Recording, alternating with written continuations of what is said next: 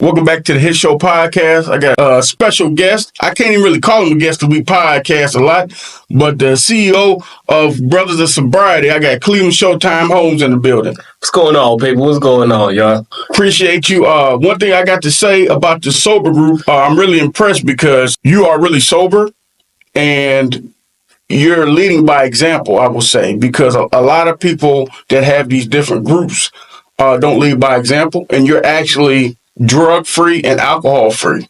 Yes. So to me, it's leading by example, trying to help somebody else. So tell us, what made you want to start this Brothers Sobriety group? So the Brotherhood of Sobriety, like it came about because I'll give you the backstory. Okay. So I quit drinking and everything when I was 29. So I'm 34. I'm going on my 5th year now. Okay. And I just remember the feeling when I decided, like, okay, I'm not about to do this stuff no more. It was almost like a alone feeling. You know, like, where do I go? What do I do? Who do I hang out with? You know, you go to things like AA meetings, the majority of the people is your parents' age. You know what I'm saying? Or people that's court ordered to be there and they not really taking it seriously. At the time that I started going to the AA, I was court ordered. But most AA meetings I went to in the past, I didn't really get much out of them. Now today that reality is a little different. I've figured out how to get something from them. So I'm more of a fan of it, but I still want something that's like more relatable to my demographic, you know, people my age, maybe a little younger, maybe a little older, something that for us, you know what I'm saying? Like, because our society kind of feels like being sober is for super young kids or super old people. But that in between part is like you're supposed to just party your face off.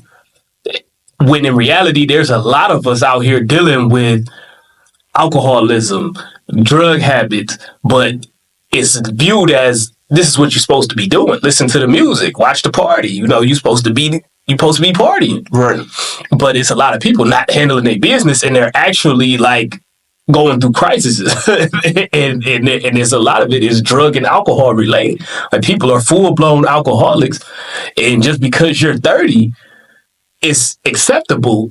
So it's taking these people a long time to fix the problem. And by the time they go to fix the problem, it's like you've wasted a lot of time and you've lost everything.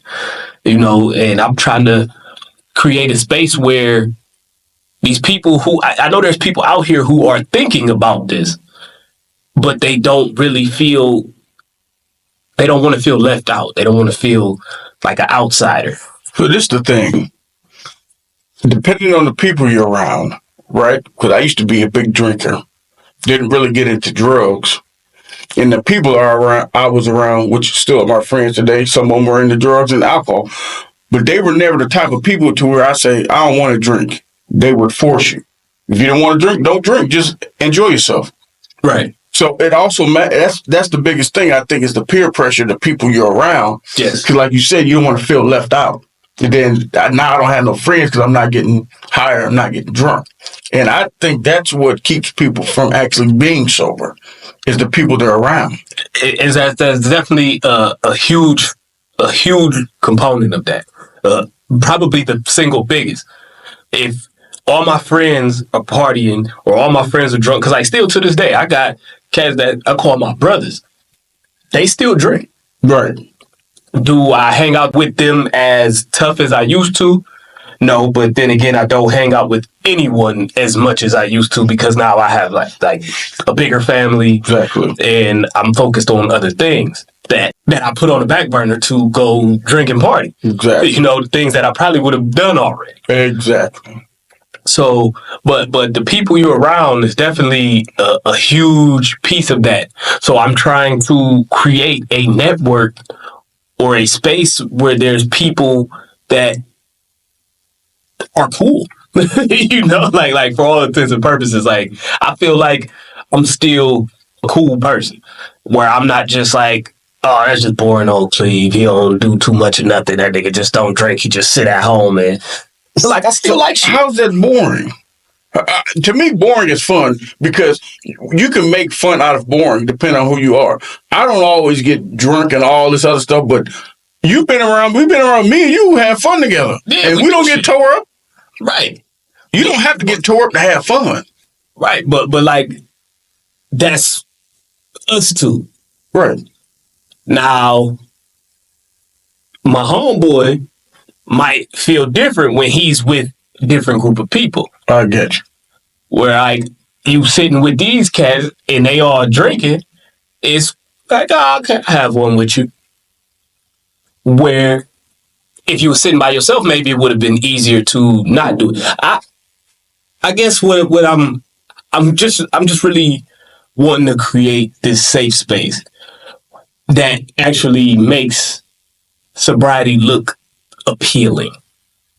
Because it doesn't really look that appealing until you hit rock bottom. Catch you. But if I can present something that looks appealing before you ever get to that point, maybe it will save some people before they get there. Because some people hit rock bottom, but their rock bottom is an overdose. You know, and you don't get to hit the rock bottom and then climb back out the hole. You hit rock bottom and splat.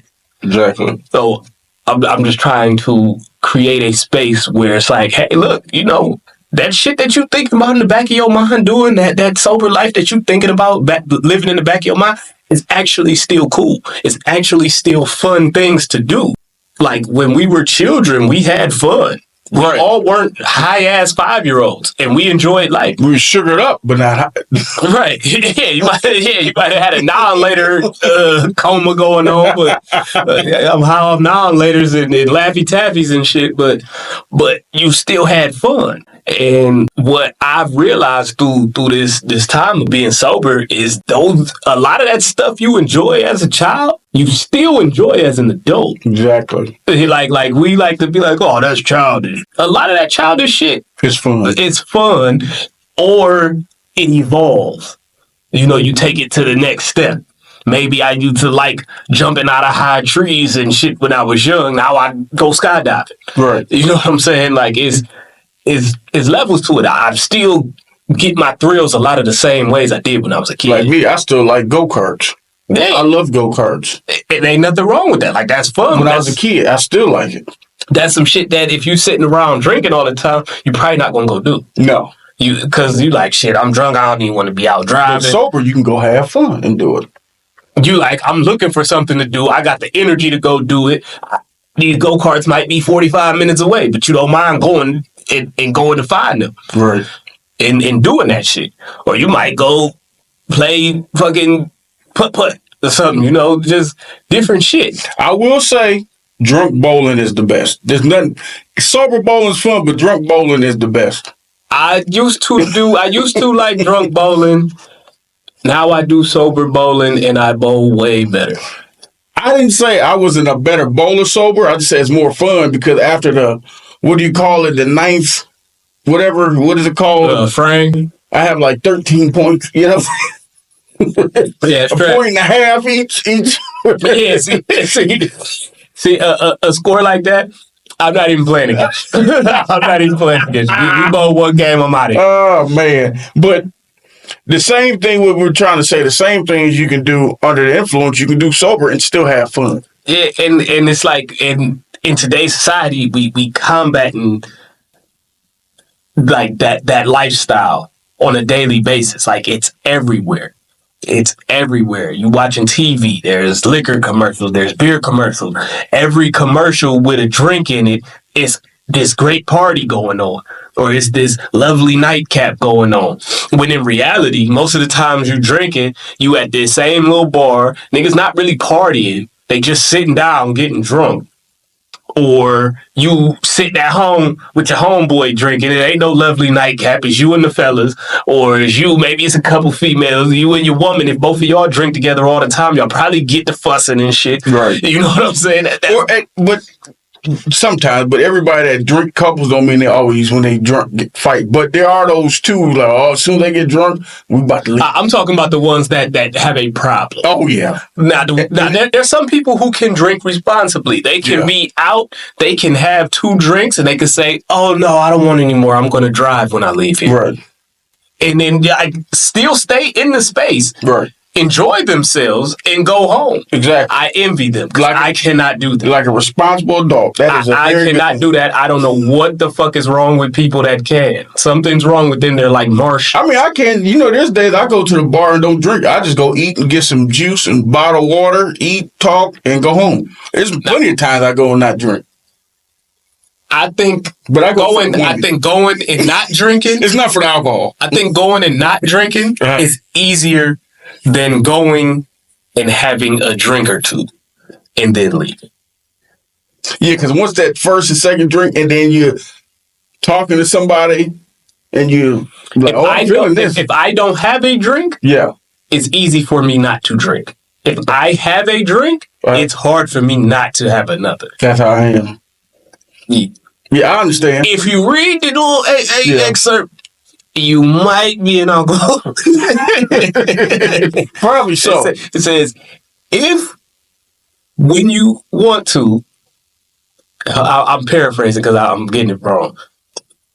If when you want to, you honestly try to stop or control the amount that you take in, and you can't, you might be an alcoholic. It doesn't say you are. It says you might be. It's all mental. Yeah, because it's like a person that's not an alcoholic could say, here, I'm going to sip this. Right, and put it down. Set it down. It can sit there.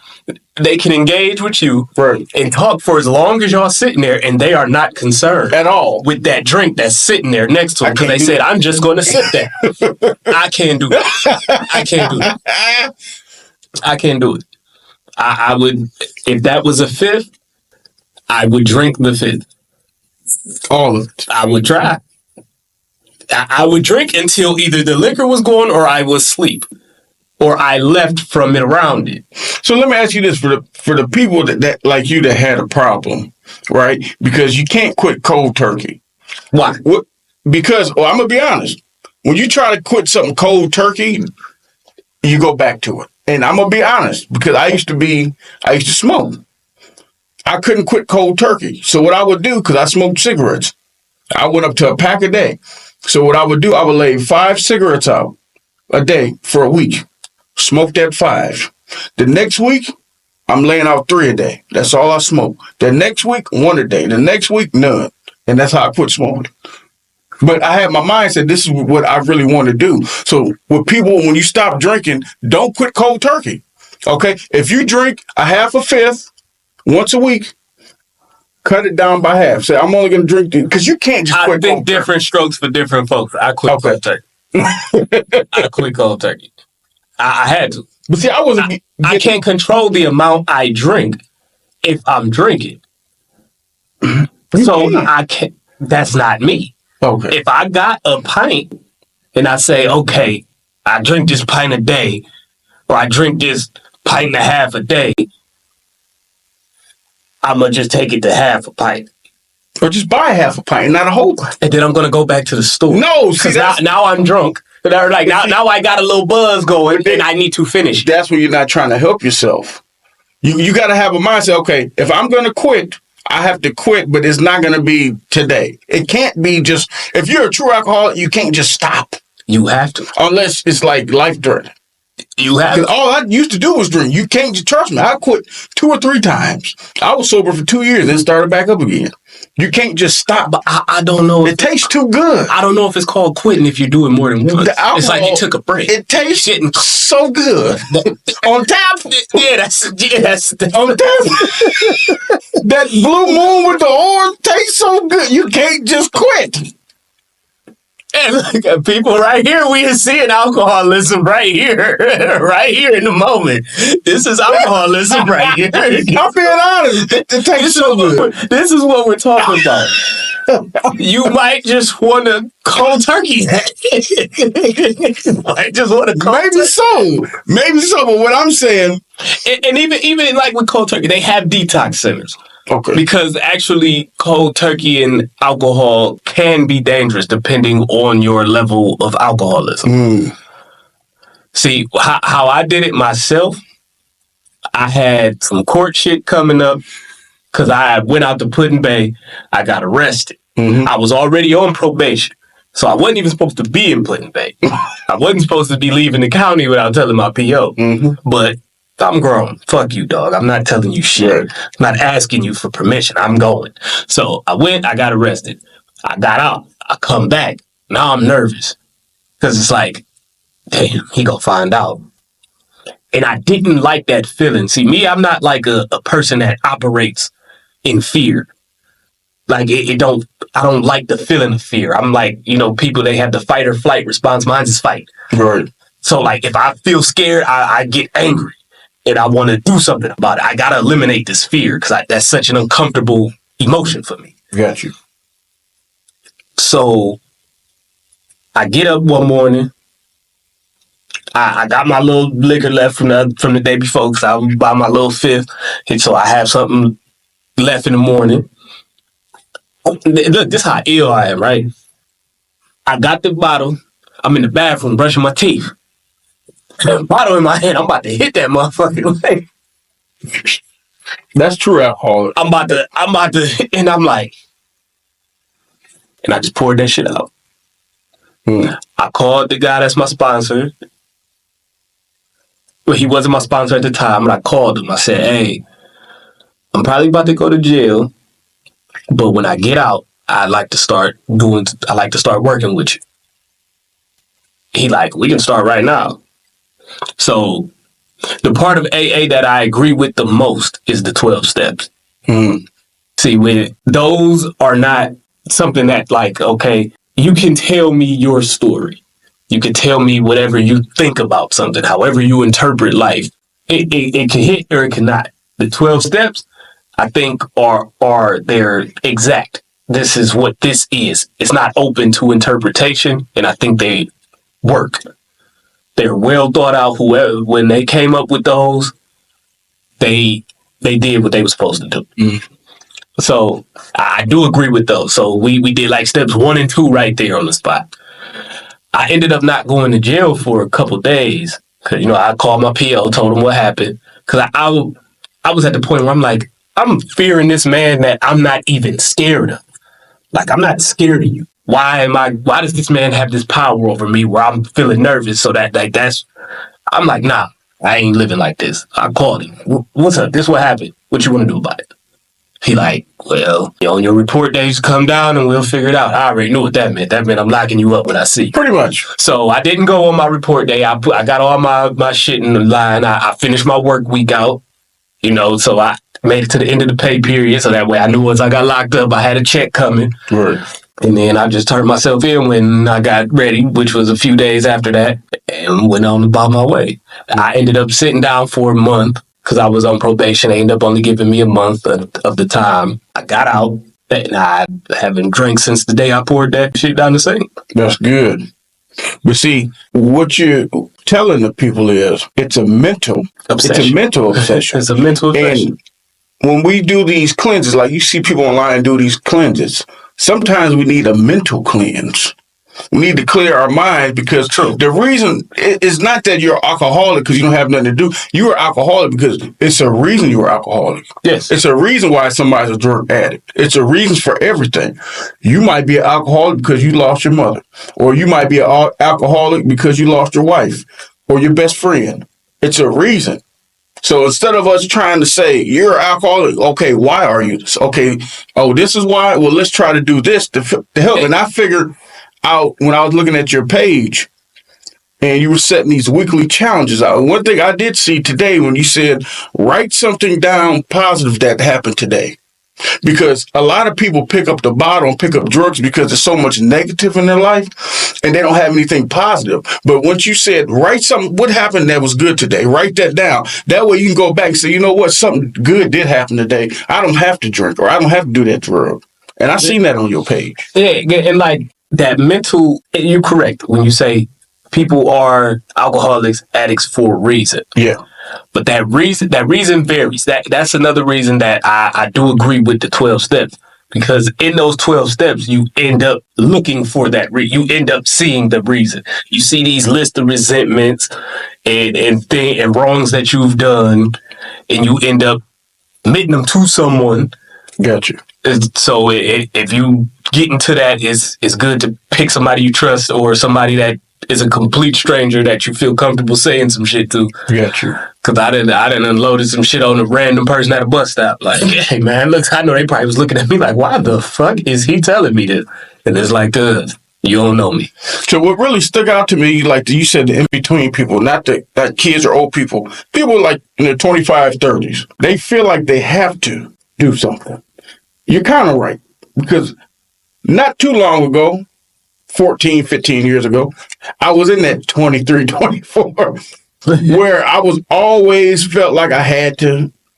Because where I was living at the time, we was always kicking it. It was always a party. And at a party, it's going to be drugs and alcohol. And it's so normalized that it's like, it almost makes a person feel weird if they not. And it's crazy because before I went to college, I never drank, never got high. My first year, I didn't drink, but I seen a lot of things I'd never seen before because I never hung out with people that, did drugs. I had a friend that was an alcoholic since we was kids, but that's different because I knew him. The first time I seen somebody do coke, I'm like, oh, people really do that? Then my second year of college, I'm drinking somebody doing coke. I'm like, okay, he's doing coke. It got normal to see people do different things that shouldn't be normal. Yeah. It got normal for me to walk in the room like, hey, what's up, James? What you doing? You want to do a cake stand? Like, it got normal. It's not uncommon for people to go to college and come home with an addiction. And I had one. It's not uncommon. It was alcohol. Well, look, judging how you talking about that blue moon, you still got it. It tastes so good. I just want to put my tongue in it. It just tastes so good. It tastes so sweet. But it's definitely something that, especially in our community, and by our community, I mean Black. Like, I mean, the Brotherhood of Sobriety is not only for Black people, but like, that's a demographic that I can relate to on a higher level than just alcoholics. Mm. In our community, it's super normal to be just a drunk ass nigga. And we have a term for that. When you're not drinking, not doing alcohol, they call you lame to the game. Yeah, you lame, you square. It's okay to be lame to the game. I don't want to be a 60-year-old guy at the gas station drunk begging for change. I don't want to be depending on alcohol, because the thing is, alcohol and drugs is nothing like a Band-Aid. It's a temporary patch. It's a temporary fix. Whatever problems you're going through, and I want the kids to listen, that alcohol and those drugs only make you feel good temporary. It's a reason why that stuff wears off. Then you got to do it again so you can try to get high or drunk again. It goes away for a reason. And then you done did some dumb shit while you was drunk. So now you feel embarrassed. So now you drinking even more. You could be in jail. I've woke up in jail on numerous occasions. Like, damn, that shit was real last night. Fuck. Think you had a dream, you wake up in jail. I met a guy that was high on something, went to jail. One of the nicest guys I ever met when I was in jail. Nice guy. He was like, man, I was high on everything, and I woke up, I was in jail. And now I'm looking at 50 years. Man, the guy was a nice young guy, very respectful, but when you get on drugs and alcohol, especially people I know, I hate to see, because when you look and you talk, it's like you're not the same person. And it's scary because you're not the person I actually know. You're somebody else when you're on this. Yeah. And the hard part is when you try to help some of them, they get mad at you. Like, I got a couple friends like, you need to stop drinking. And I used to drink with them like, hey, I see a little bit of you and me, cut it down, because bad things happen, we make bad decisions. And then they get mad at you. Then when your other friends like, why don't you say something? But every time I do, they get mad. So what do you want me to say? You can't save nobody that don't want to be saved. But remember, kids and adults, a sober mind is a clear mind. There's nothing wrong with being sober. He actually used to do a comedy show here in Wickliffe, Ohio, on Euclid Avenue. It's still up there, the PHA. They turned it to a wine bar. I liked it because this is the thing. It was a sober lounge, right? So ain't that funny how they did the 360? Yeah. They went from sober lounge to wine bar. I think it's nights at a club for people that don't drink, because there's a lot of people that don't drink alcohol. There should be nightclubs for people that want to go out and dance and have fun, and there's no alcohol. And they're starting to pop up. Yeah. Believe it or not, they're starting to pop up, and I actually want to get my hands in that. That's something that me and my fiance talk about. That's something we kind of want to get into. But first things first. But that's actually that's gonna be coming in the future. That's gonna be coming. The thing is, people that don't drink want to go out and have fun, and they don't want to be around the temptation of alcohol. She likes going out dancing. Yeah, but it's like, where do we go dance? I know a couple places. Like as opposed to like we could go dance on vacation, but then it's like, why we gotta wait for that? No, you gotta go with me to my spots. You might have to take your pistol, but listen, I'm telling you, you can get your two-step on. I'm telling you, I'll be two-stepping with the ladies. I'll be line dancing with them. I always go on ladies' night because that's when it's fun. Of course, but see, I always go ladies' night. Me and her might not want to go nowhere. No, because me and you might want to go on ladies. No, you take her because that's the night y'all dance. The other night you're not going to be able to enjoy with her. You know, it's going to be riffraff. So you want to go on the ladies' night. I'll check you out. I see you bring her with you. She don't like bars. But it's a fun time. See, me, I don't know. I can go to bars and not drink. I mean, I don't just go kicking it in bars, like just, hey, no reason to be here, but I'm gonna just go chill. Like, no, if I got a reason, I'll go. And then I won't drink. I don't recommend everybody do that. Right. But I whenever I go, I have a good reason to be there. Like maybe it's somebody's birthday. I come show love. You know, we sing happy birthday, bring them a cake there. Got you. Do what we gonna do. I leave. Got you. Everybody else stay. By the time everybody start filling their drinks, I'm sliding out the door. I'll say this though, because we're gonna get out of here. But I will say this. One thing you can do if you're having problems with alcohol and drugs, and if you really want to test yourself, you're trying to get better. When you go to the bars or clubs, instead of drinking, order a non-alcoholic beverage, order you something to eat, do something you usually don't do. If it's like, if you go on a night where they have line dances, learn a new line dance. Substitute something negative with positive. Okay? I recommend if you new to sobriety, don't go to the bar. It worked for me. Huh? It worked for me. I go to the bar. I still drink. Not all the time. I just go eat and dance and talk to women and do the line dance. But you drink. Not really. I drink cranberry and water half the time. I don't really be drinking. Blue Moon? Sometimes. That's the only thing you can see. I'm saying people that are trying to be completely alcohol free. But you talk. I don't recommend just newly sober going to the bar. Listen, I used to drink moonshine and then get in my car and drive to the bar. Me too. So that's how you test yourself. Moonshine in the you car. have to test yourself. You have to have a strong. You have to. In certain tests, you don't need to. You don't need. You need it. You don't need to test yourself at a bar. If you're trying to be completely sober, you don't need to test yourself. Go to the bar and learn a line dance. You can learn a line dance somewhere other than the bar. Where you gonna learn? Where they line dance at? They have line dancing classes. People do this. Yeah, but you want to get over this alcohol. You do, but you don't have to force it. You can't go in there and do the Cleveland Shuffle. Some people can, some people can't. Go in there and hit that shuffle. If you just quit drinking 2 weeks ago, I don't recommend going to the bar to line dance. I do. Going to that bar. You gonna listen to the sober. Face your fears at the bar. You gonna listen to the sober guy. You gonna listen to Blue Moon. I'm just saying. You know. Tell them where to find you so they can be a part of your program. So on Facebook we got the Brotherhood of Sobriety. It's only on Facebook at the moment. The YouTube channel's coming. You can catch me at Showtime Homes on Facebook, Cleveland Showtime Homes on every other social media handle. That's Cleveland Showtime Homes. I got a CDC license recently, so I'm actually helping people. You know, we do one-on-ones, or you can go out to this treatment centers that I go to, and if you want to work with me in person,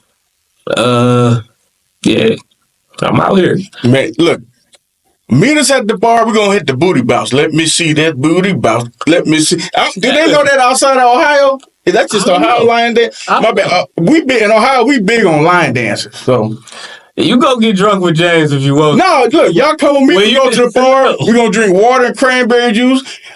Shit, get some Polish boys, do some line dance, and not think about alcohol and have fun. I know some places On ladies' night. I know some places that are coffee shops or kava or tea shops where you can go and dance and do your 1-2, and there's no alcohol there. So That's you can good. do that there. And that's also something that the Brotherhood of Sobriety is going to be implementing. We're going to be getting like group meetups where, you know, we all get together, do fun stuff, maybe rent party centers and things. You know, of course, they'll come with a small fee because we got to support this shit. It ain't coming out my pocket altogether. You know what I'm saying? I love y'all, but I got a family. All right, we getting out of here. Follow Hit Show. Hit the subscribe button since we are on YouTube. Hit the subscribe button. All the social platforms, we're on social media platforms. Follow us at Hit Show Podcast and also follow him at his Crosscast on YouTube. All right, we out. Peace. Let's get out of here. It's 30. That was good. 30 minutes.